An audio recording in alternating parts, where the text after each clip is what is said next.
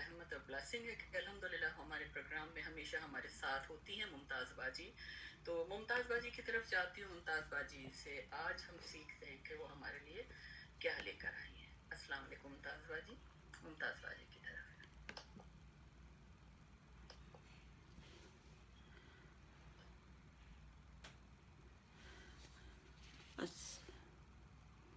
السلام علیکم ورحمۃ اللہ وبرکاتہ. بسم اللہ الرحمن الرحیم. اپنی تمام زوم بہن کی پیاری پیاری بہنوں کو اور سسٹر فراز شرازی کو خوش آمدید کہتی ہوں. بسم اللہ الرحمن الرحیم. والصافات صفا فالزاجرات زجرا فالتالیات ذکرا انا الہکم لواحد رب السماوات والارض وما بینہما ورب المشارق. اللہم الف بین قلوبنا. اے اللہ ہمارے دلوں کو آپس میں جوڑ دے. واصلح ذات بیننا. اور ہمارے آپس کے حالات سنوار دے. واہدنا سبل السلام. اے اللہ ہمیں سلامتی کے راستوں پر چلا دے، ان راستوں پر جن پر تیری رحمتیں اور تیری برکتیں نازل ہوتی ہیں.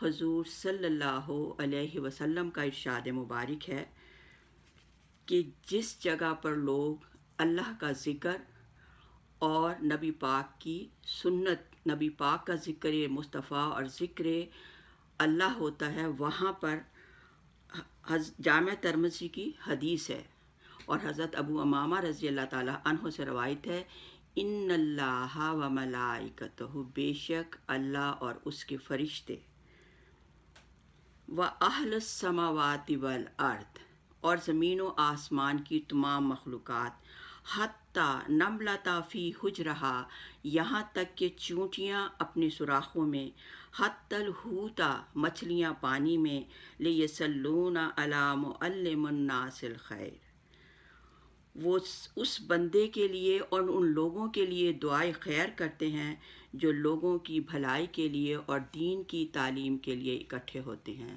الحمدللہ رب العالمین. ہم زوم میلاد میں اللہ پاک کے قرآن پاک کی تلاوت، اس کا ترجمہ، تفسیر، احادیث اور سیرت النبی کا مطالعہ کرنے کے لیے ہم سب یہاں پر اکٹھے ہوتے ہیں. اے اللہ ہماری اس خدمت کو اپنی بارگاہ میں قبول کروا اور ہم سب کو اپنی رحمت خاص سے نواز.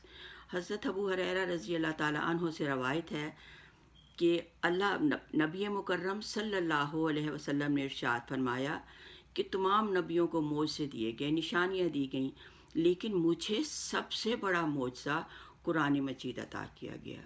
یہ کتاب ہدایت ہے، یہ کتاب نور ہے، یہ کتاب رحمت ہے، اور اس میں انسانی معاشرے کی تمام خرابیوں کا علاج جو ہے وہ موجود ہے، اور انسان کی تمام روحانی اور جسمانی تربیت کے تمام پیغامات جو ہیں وہ اسی قرآن پاک کے ذریعے ہمیں دیے گئے.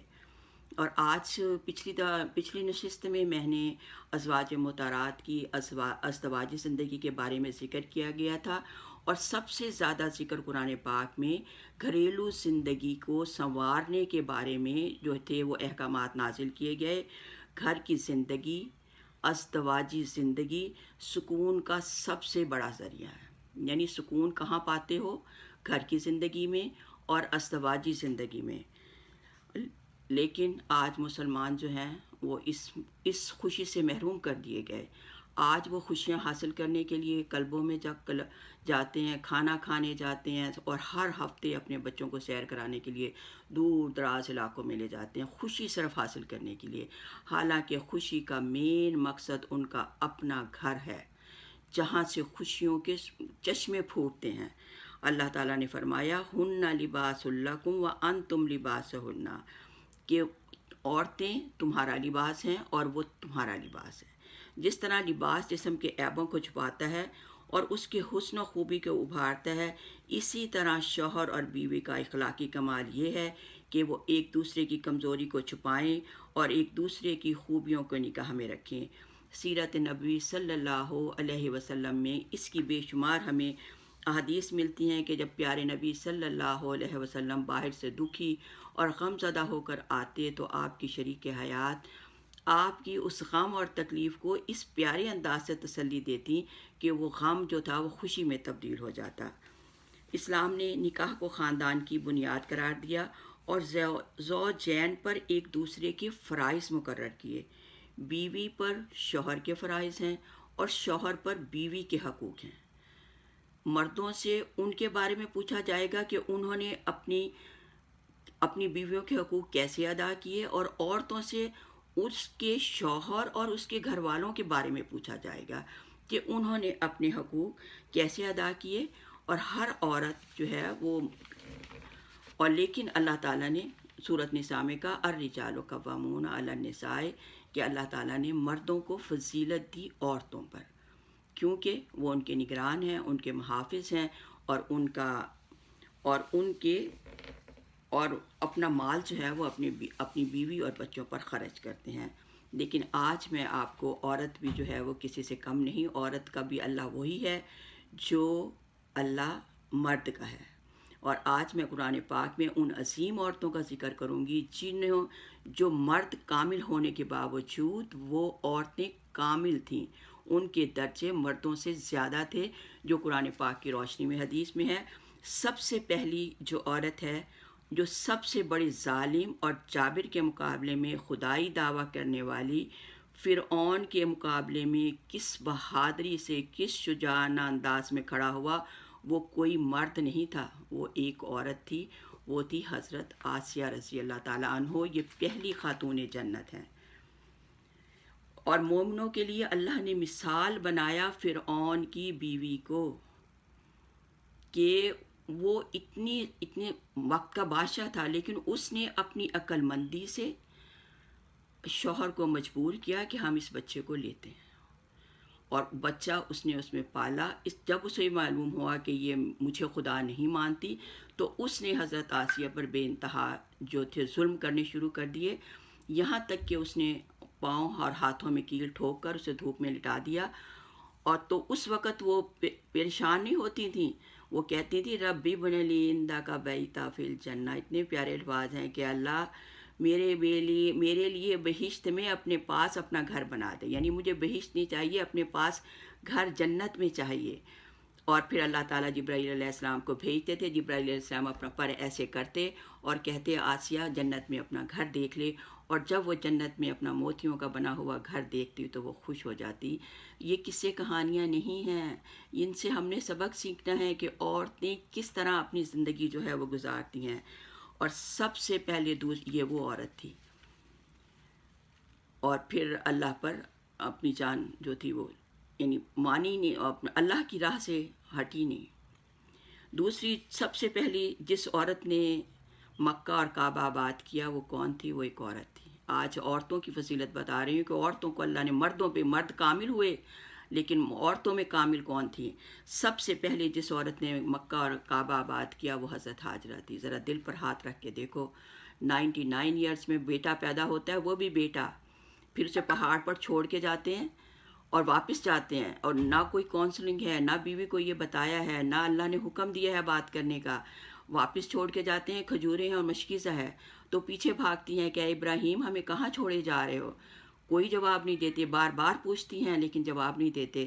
آخر میں حکم نہیں تھا اللہ کا، تو آپ بعد میں اس بات میں سر ہلایا کہ ہاں، تو نہایت اطمینان کے ساتھ کہا کہ پھر میرا اللہ ہمیں ضائع نہیں کرے گا، اور واپس آ گئیں۔ اور وہ پہلی خاتون ہے کہ آب زمزم کا پہلا پانی جو تھا وہ حضرت ہاجرہ ہی نے پیا تھا۔ اور سب سے پہلے جو نبی مکرم صلی اللہ علیہ وسلم پر ایمان لائی وہ بھی سب سے پہلی عورت حضرت خدیجہ رضی اللہ تعالیٰ عنہ تھی۔ اور سب سے پہلی عورت جو اسلام کی راہ میں شہید ہوئی وہ بھی ایک عورت تھی، حضرت سمیہ رضی اللہ تعالیٰ عنہ۔ اور سب سے پہلی جس عورت کی فریاد آسمان پر سنی گئی وہ بھی ایک عورت تھی، وہ تھی 28ویں پارے کی پہلی آیت ہے، جس میں ایک عورت کہتی ہے قد سمع اللہ قول التی تجادلک فی زوجہا وتشتکی الی اللہ اے پیغمبر اللہ نے سن لی اس عورت کی فریاد جو تجھ سے جھگڑا کرتی تھی اور اللہ سے فریاد کرتی تھی. یہ حضرت خولہ تھیں. ان کے شوہر نے ان کو غصے میں آ کر کہہ دیا کہ تم میرے لیے ایسی ہو جیسی میری ماں کی پیٹھ. اور اس وقت طلاق کے بعد تو یعنی 3 ماہ میں مدت ہوتی ہے واپسی، لیکن اس کے بعد عورت کے پاس واپسی کی کوئی راہ نہ تھی. وہ روتی پیٹتی آپ کے پاس آئی، وہ آپ سے فریاد کرتی تھی، آپ سے درخواست کرتی تھی کہ یا رسول اللہ اگر میں بچے شوہر کے پاس چھوڑتی ہوں بچے رل جائیں گے، اگر میں لے کر جاتی ہوں تو بچے بھوکے مر جائیں گے، میرا شوہر میرے بغیر نہیں رہ سکتا، میں اپنے شوہر کے بغیر نہیں رہ سکتی، میرے لیے آپ کچھ کیجئے. لیکن آپ تو خاموش تھے، آپ کہتے تھے میں کچھ نہیں کر سکتا. تو وہاں پر پھر جب وہ اللہ سے کہتی تھی کہ اللہ تو میرے لیے کوئی راہ نکال دے، مجھے بتا دے، تو کہا اللہ نے وحی کی. اسی وقت اللہ تعالیٰ نے یہ آیات نازل کی کہ واللہ یسمع تحاورکما ان اللہ سمیع علیم، کہ اے میرے پیغمبر میں تم دونوں کی باتوں کو سن رہا تھا، یعنی محمد کو بھی سن رہا تھا اور اس عورت کی فریاد کو بھی سن رہا تھا. اور اللہ تعالیٰ نے ان آیات میں پھر وہاں پہ اللہ تعالیٰ نے جو تھی وہ آیات کا نزول کیا، اور پھر اس میں کچھ حدود تھیں. تو آپ نے اس کے شوہر سے کہا کہ اللہ نے یعنی ابھی مبارک ہو تمہیں کہ اللہ تعالیٰ نے تمہاری دعا جو ہے وہ سن لی، اور کہا کہ اس کا تم کفارہ ایک غلام کا آزاد کرنا ہے. اس کے شوہر نے کہا میں غلام آزاد نہیں کر سکتا. پھر آپ نے کہا کہ تمہیں 2 ماہ کے لگاتار روزے رکھنے ہوں گے. اس نے کہا میں یہ بھی نہیں رکھ سکتا، میں بوڑھا ہوں، ضعیف ہوں. پھر کہا 60 مسکینوں کو کھانا کھلانا ہے. آپ نے کہا نہیں میں یہ بھی نہیں کر سکتا. تو پھر آپ نے حضرت صلی اللہ علیہ وسلم نے خود ان کا کفارہ ادا کیا، اور وہ خوشی خوشی اپنے گھر جو تھی وہ اپنے گھر چلی گئی. اور پھر سب سے زیادہ جو درجہ تھا وہ حضرت مریم علیہ السلام کا تھا، کہ کتنی زبردست ان کے لیے آزمائش تھی کہ دوسری یعنی پہلی عورت حضرت آسیہ تھی، اور دوسری عورت جو تھی وہ عمران کی بیٹی حضرت مریم علیہ السلام تھی، جنہوں نے اپنی شرمگاہ کو محفوظ رکھا. تو ہم نے اپنی روح پھونک دی، اور وہ اپنے پروردگار کے کلام اور اس کی کتابوں کو برحق سمجھتی تھی اور اللہ کی فرما بردار تھی. فَأَجَاهَا الْمَخَاصُ إِلَى جِذْعِ النَّخْلَةِ، پھر درد ذی اس کو کھجور کے درخت کے تنے کے نیچے لے آئی، اور وہ کہتی تھی قالت یا لیتنی مت قبل ھذا وکنت نسیا ومنسیا. بڑی زبردست آزمائش تھی. کہتی تھی یا اللہ میں یہ بچہ پیدا کرنے سے پہلے مر چکی ہوتی اور بھولی بسری ایک داستان ہوتی. تو اللہ تعالیٰ نے کہا کہ تو خوشخبری دی اس کو کہ تیرے نیچے میں نے پانی کا چشمہ جاری کر دیا ہے، کھجور کی جو اس کو ہلا، کھجوریں کھا اور اس کو اپنے وہاں پر لے جا. یہ تھی وہ عورتیں. اور پھر آج کل یہ سفر کا مہینہ ہے جس میں حضرت زینب بنت علی نے قصر یزیدی کی حکومت کی چولیں ہلا دی تھی. وہ جہاں پہ اللہ کے کلام کے ساتھ جڑی ہوئی تھی، اللہ کے کلام کے ساتھ تبلیغ کرتی تھی. جب مدینے میں انہوں نے تبلیغ اسلام کی تو جو لوگ تھے وہ انہوں نے کہا، اور یزید کو کہا مروان نے کہ وہ تو یہ تو بغاوت ہو جائے گی، تو آپ کو کہا مدینہ بدر کر دیا جائے، آپ کو مدینے سے یعنی نکال دیا گیا. تو آپ یہ روئی نہیں کہ میں مدینہ اپنا شہر چھوڑ کے جا رہی ہوں. آپ نے کہا میرا اللہ مجھ سے دوسرا کام لینا چاہ رہا ہے کہ میں وہاں پر جا کر اللہ کی تبلیغ کروں. پھر آپ کوفے میں چلی گئیں. کوفے میں وہاں پہ آپ نے تبلیغ اسلام کا کام کیا. پھر وہاں سے آپ کو بدر کر دیا گیا، پھر وہاں سے نکال دیا گیا. پھر آپ کہتی آپ یعنی اس پہ غم زدہ نہیں ہوتی تھی، اللہ کے حکموں کو مانتی تھی کہ یہ اللہ کے حکم ہے. حالانکہ کتنی تکلیف دہ کام تھے کہ ایک شہر سے دوسرے شہر، دوسرے شہر سے تیسرے شہر.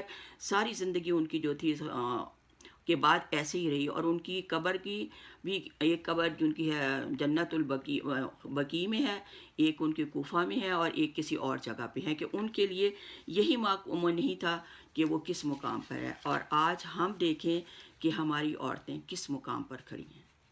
آج ہم نے اپنے آپ کو سوچنا ہے کہ ہم کن، اور آج ہماری بچیاں شادی ہونے کے بعد کس طرح پریشانی کا، اور کس طرح اپنے شوہروں کو، اور اپنی جب کوئی بیٹی یا کوئی گھر والی اپنے شوہر کو یا اپنے گھر کو بدنام کرتی ہے تو وہ اس کو نہیں بدنام کر رہی ہوتی، وہ اپنے آپ کو بدنام کر رہی ہوتی ہے. جب ایک عورت شادی کے بعد 2 سال یا 1 سال سر جھکا کر چلتی ہے تو اللہ تعالیٰ اس کے بعد وہ ساری زندگی سر اٹھا کر چلتی.